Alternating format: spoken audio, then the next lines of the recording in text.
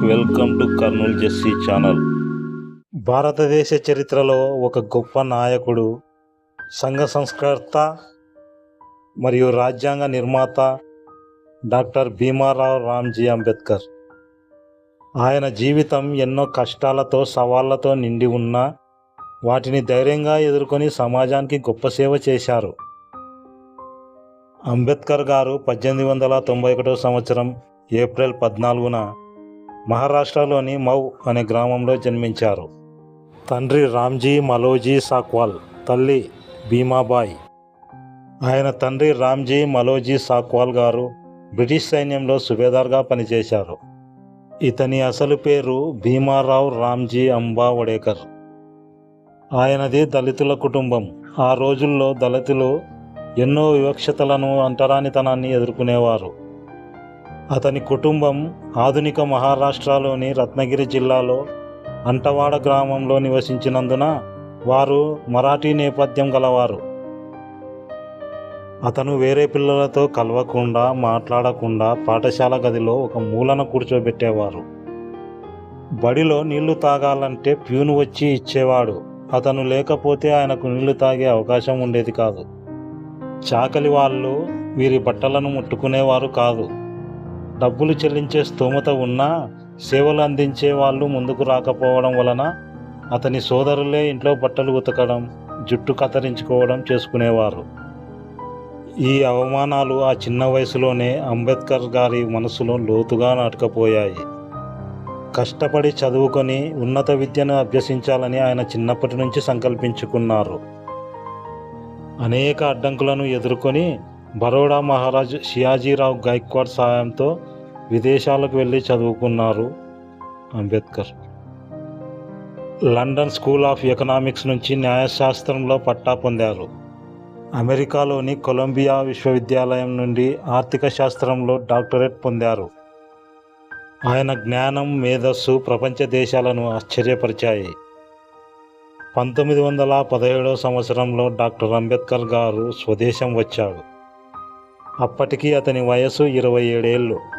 ఒక దళితుడు అంత గొప్ప పేరు సంపాదించుకోవటం ఆనాటి అగ్రవర్ణాల వారికి ఆశ్చర్యం కలిగించింది. కొల్లాపూర్ మహారాజు సాహు మహారాజ్ అంటరానితనం అంతం చేయాలని కృషి చేస్తుండేవాడు. మహారాజా సహాయంతో అంబేద్కర్ మూక్ నాయక్, బహిష్కృతి భారత్ వంటి పత్రికలను ప్రారంభించి దళితుల సమస్యలను ప్రపంచానికి చాటారు. అంటరానితనం నిర్మూలనకు ఆయన ఎన్నో ఉద్యమాలు చేశారు. ఈ ఉద్యమాల ద్వారా దళితులకు ఆలయ ప్రవేశం, బహిరంగ ప్రదేశాల్లో నీళ్లు తాగే హక్కు వంటి ప్రాథమిక హక్కుల కోసం పోరాడారు. అంబేద్కర్ గారి కృషి కేవలం సామాజిక ఉద్యమాలకే పరిమితం కాలేదు. ఆయన రాజకీయాల్లో కూడా ప్రవేశించారు. భారతదేశానికి స్వాతంత్రం వచ్చిన తర్వాత ఆయన మొదటి న్యాయశాఖ మంత్రిగా బాధ్యతలు స్వీకరించారు. ఇది ఒక చారిత్రాత్మక ఘట్టం. అంతకంటే ముఖ్యంగా భారత రాజ్యాంగ రూపకల్పన కమిటీకి ఆయన అధ్యక్షుడిగా వ్యవహరించారు. అంబేద్కర్ గారు కేవలం కుల వివక్షకు వ్యతిరేకంగా కాకుండా మహిళల హక్కుల కోసం కూడా గొప్పగా కృషి చేశారు. హిందూ కోడ్ బిల్ ద్వారా మహిళలకు ఆస్తి హక్కు, వివాహ హక్కు, విడాకుల హక్కు కల్పించడానికి ఆయన ఎంతో కృషి చేశారు. కార్మికులకు పని గంటలు తగ్గించడం, కనీస వేతనాలు నిర్ణయించడం వంటి అనేక సంస్కరణలకు ఆయనే కారణం. ఈ రాజ్యాంగం అందరికీ సమాన హక్కులను, స్వేచ్ఛను ప్రసాదించింది. డాక్టర్ అంబేద్కర్ మొదటి భార్య పేరు రమాబాయి.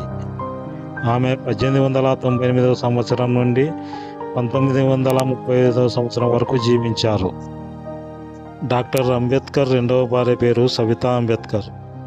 ఆమె 1948 సంవత్సరంలో అంబేద్కర్ను వివాహం చేసుకున్నారు. సవితా అంబేద్కర్ అసలు పేరు శారదా కబీర్.